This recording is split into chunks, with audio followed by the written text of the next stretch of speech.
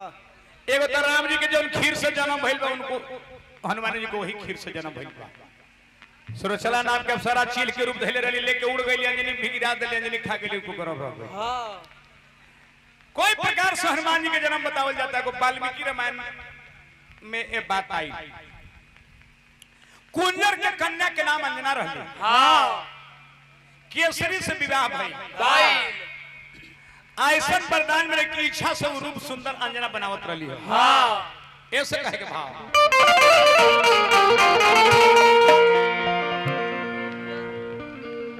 कुंजर के कन्या अंजना रहली केसरी के प्रिय नारी।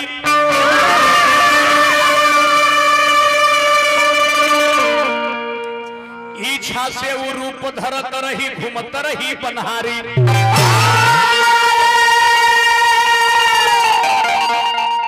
एक दिन के बाद एक दिन घूमत रहली पर्वत पर समय डरे नाटारी।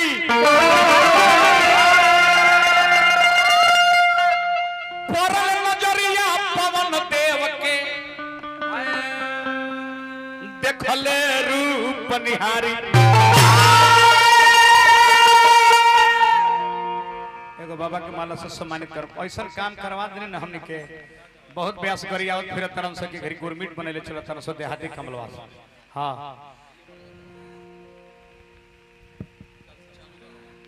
कहे के भाव आ गेल बाबा तो तनी खाड़ हो जा।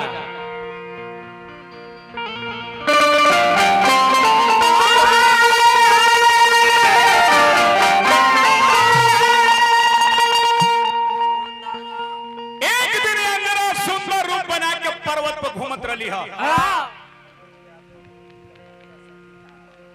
बड़ा मनोज भैया के कौन है क्या बताए ये पर्चे बनावता रे बैठ के बतियाला मलकिनी से।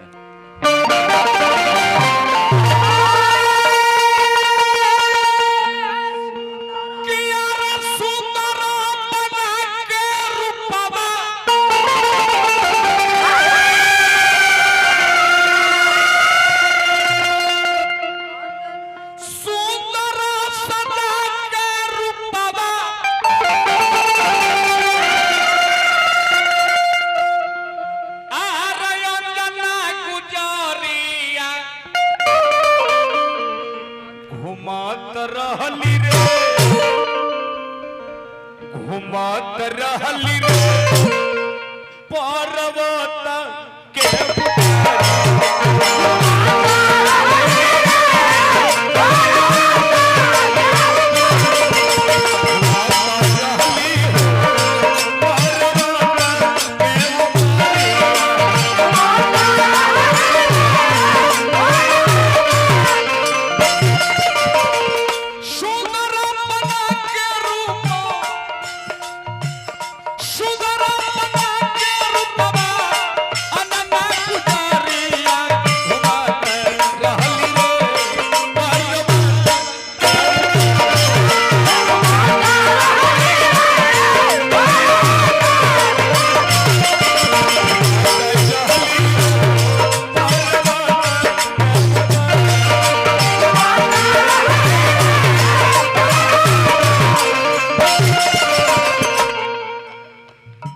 रूप बना के अंजना पर्वत पर टहलत रही है। सोरहो सिंगार कोइली भइली दुलहिनी।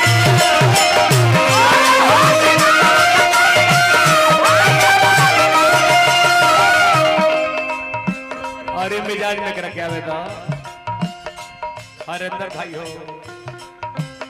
सोरहो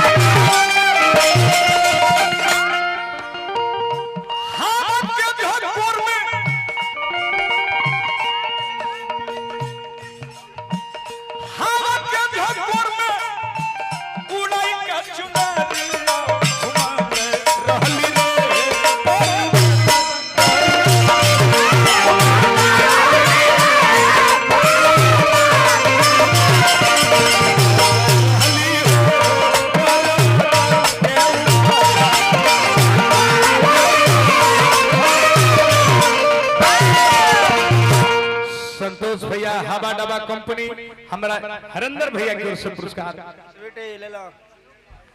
लालू यादव जी की ओर से पुरस्कार पोनी हार्दिक प्रणाम बा। अब देखी जब वो घूमत रहे सुंदर रूप सजा के हाँ आचर उड़िया के हाँ हाँ है तब पवन देवता के नजर पड़ल तो खनी है आजा पवन देवता के नजर पड़ल बा।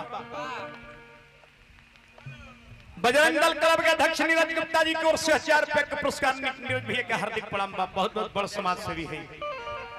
अब पवन देव के नजर पड़ल करे है देखले देखले तब भइल का आतना झोंक से हवा बहले न पवन देव कि अंजना के तन के वस्त्र उड़िया गए। ये जे झपका के मारे के बाद कि घूमत में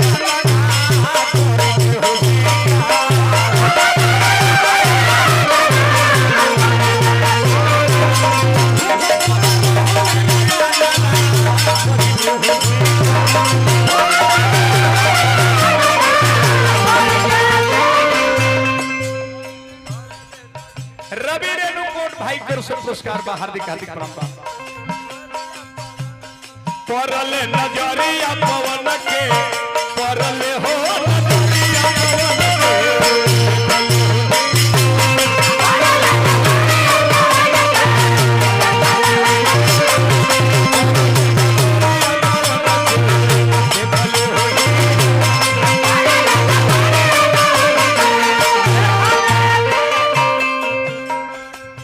भैया मेरा लोग यादव जी की ओर से पुरस्कार बा। हार्दिक हार्दिक प्रणाम बा सुरेंद्र भाई।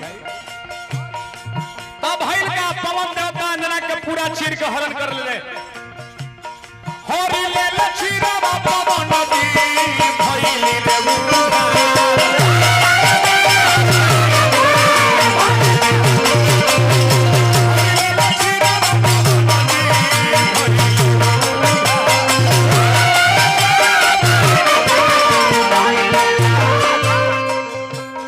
देखते बनाना रे मानवा देखते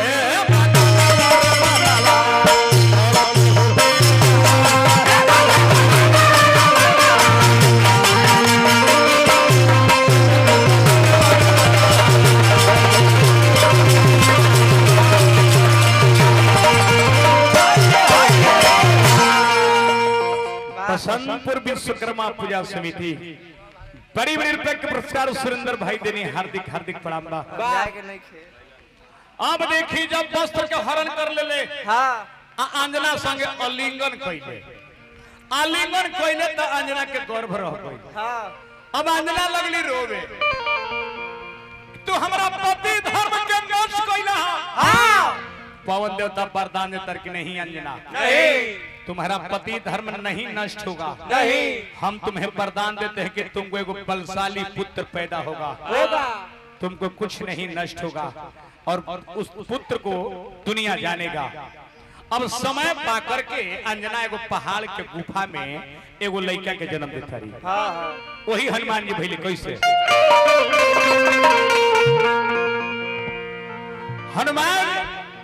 हनुमान नाम पीछे आके पड़ल बा। एगो लड़का के जन्म देता रही आ लड़कवा के गोदी में लेके अकेले अंजना सोहर का तरीका पति में रह जा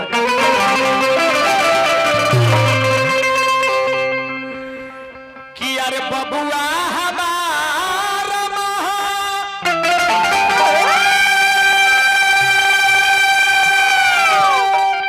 बीरो होई है धर्म के लो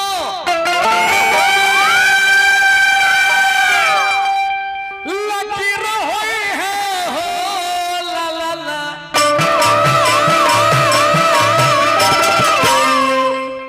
ए ला ला ला मालिक जी ने करबो हीरा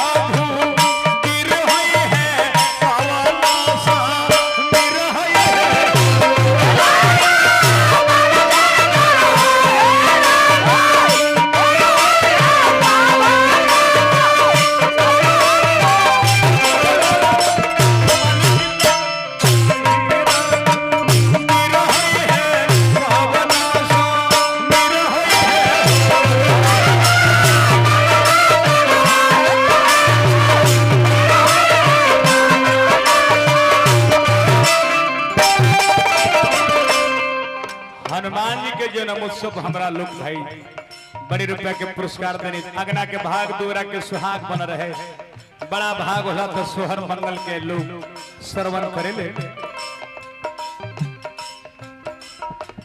बबुआ हमार महा तीर होय है धरवा चालो तीर होय है धरवा चालो तीर होय है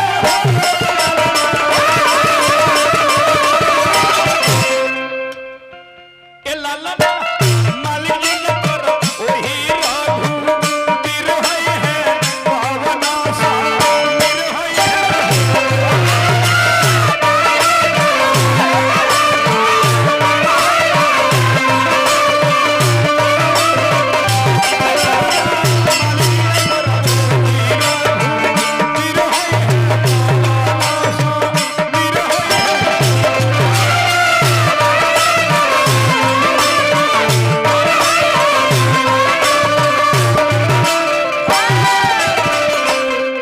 तने ना अंजना कहते कि बेटा हमर भक्ति भाजना में हल होय है असुरन के कल होय है असुरन के कल होय है भक्ति भाजना में हल होय है असुरन के कल होय है असुरन बजरंग बली क्लब के अध्यक्ष नीरज गुप्ता नीरज भाई तने हमरा मंच पावो हाय ती नीरज भाई के माला से सम्मानित करम और तहत बड़ समाज सेवी खड़ा हो जाए है युवाओं के दिल की अब धड़कन है हाय गॉड स्वीटी रेणुकोट सुमंत सोनू जी की ओर से बड़े बड़े रुपए के पुरस्कार हनुमान जी के जन्म उत्सव पर हार्दिक हार्दिक प्रणाम बा धन्य धन्यवाद रही नीरज गुप्ता जी आवाज रही जहाँ रही वहाँ जिंदाबाद रही नीरज भैया तने ताली लगा के सम्मानित करी नीरज गुप्ता जी भैया के तने नु देख ले भगवान पद पर दिशा बनल रही कहे के भावा भगवती भावना हल होय है असुरन के कल होय है असुरन के कल होय है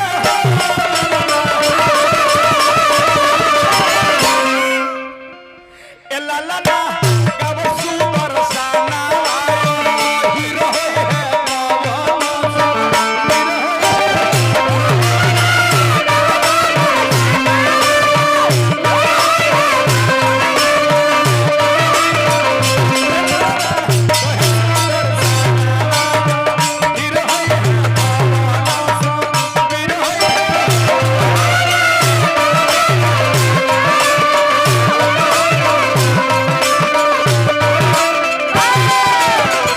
लगाई तो आजा अभियंता भाई के साढ़ू जी अच्छा लई पा रुक जा तो तन में 2 मिनट सोहरी में हमारा नीरज भैया हर कलाकार के पुरस्कार से सम्मानित करनी हनुमान जी पद प्रतिष्ठा बन रही यही कामना करब हम अब देखी अब उ लइका से अंजना कहतरी बेटा उ लइका कहले कि माई हमरा के भूख लगल बा कहले कि सुबह जी जेकरा के लाल देखिए नु करके खा जाई हो आ सुबह भइल बा सूरज उगल बड़े आ सूरज के बुझले कि फल हो आ फल जान के उ लइका छलांग मार देले बा लीले खातिर सूरज के तब एक बड़े बढ़िया गावे दी अरे बाबा ये बिनवा के सुनली खानावा अरे सूरज उगल जो उलालया समानावा आर लालू की सोचल भोजनवा सोचले कि हम एकरा के खा जाए तबले इंद्र सोचले कि राहु केतु की कर से आ रहा है तो इंद्र अपन ब्रज के प्रहार कर दे अरे इंद्र जी चलाई दल बनवा मिला पर बनवा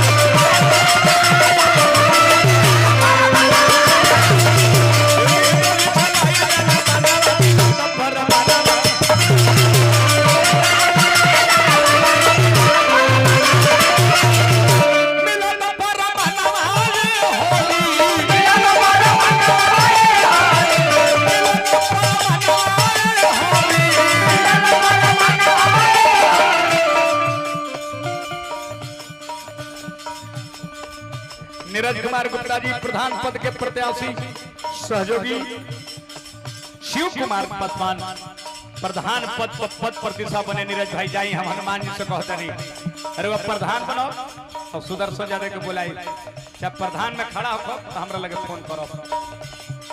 हम अपन कंपनी से रहुआ के चुनाव प्रचार के 5 गो पैसा अपना खर्चा से भेजब, जाए हम कह देता नहीं।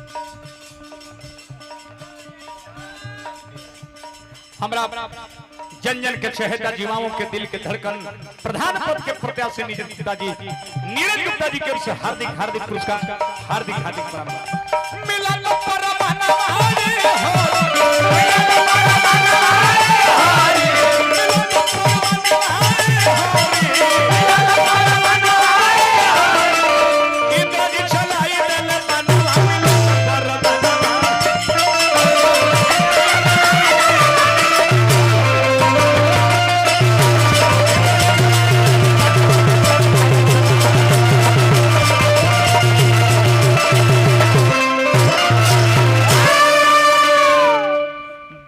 प्रघार से ढूंढी पर लागल, ढूंढी टेढ़ हो गई, लड़का गिर के बेहोश हो गई।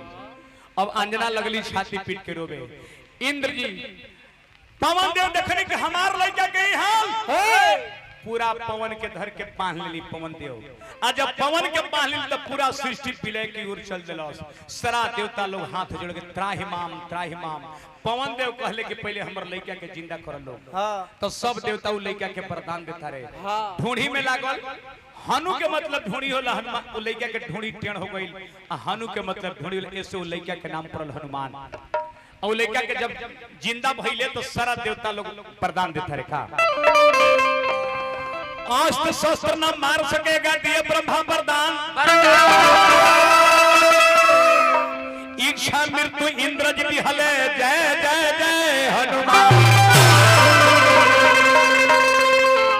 वही लड़का हनुमान भइले।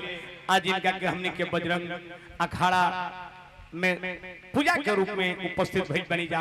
तो हनुमान जी सबकर मनोकामना पूरा करो, अष्ट सिद्धि नवनिधि के दाता, असुर दिन है जानकी। अब एगो लेदारी के भाव कह गए, हाय हाय हाय।